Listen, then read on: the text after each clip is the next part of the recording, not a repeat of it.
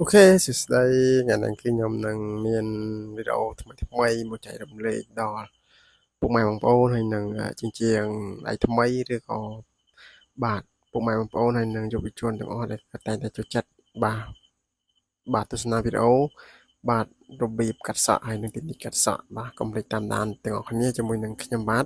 នៅក្នុងវីដេអូថ្ងៃនេះទាំងអស់គ្នាតែមុននឹងទស្សនាវីដេអូកុំភ្លេចជួយចុច like comment ម្នាក់មួយហើយជួយ share ម្នាក់មួយផងដើម្បីយើងទស្សនាឬក៏ចែករំលែកតៗគ្នាណាពុកម៉ែបងប្អូនបាទ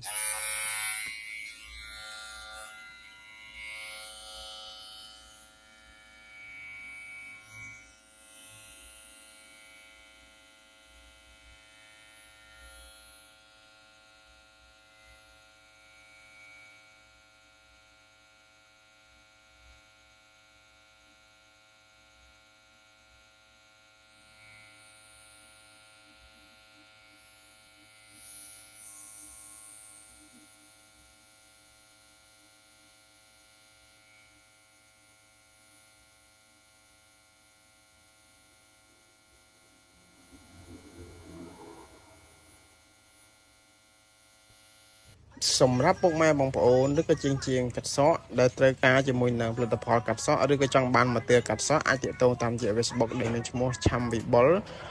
បាទឬក៏លេខទូរស័ព្ទដែលមានដាក់នៅខាងក្នុងវីដេអូ016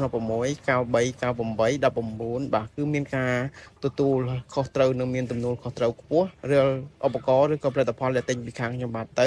គឺមានការធានាត្រឹមត្រូវបាទសម្រាប់ពុកម៉ែបងប្អូនដែលចាប់អារម្មណ៍កុំភ្លេចតាក់ទងតាមរយៈលេខទូរស័ព្ទ016 9398 19បាទ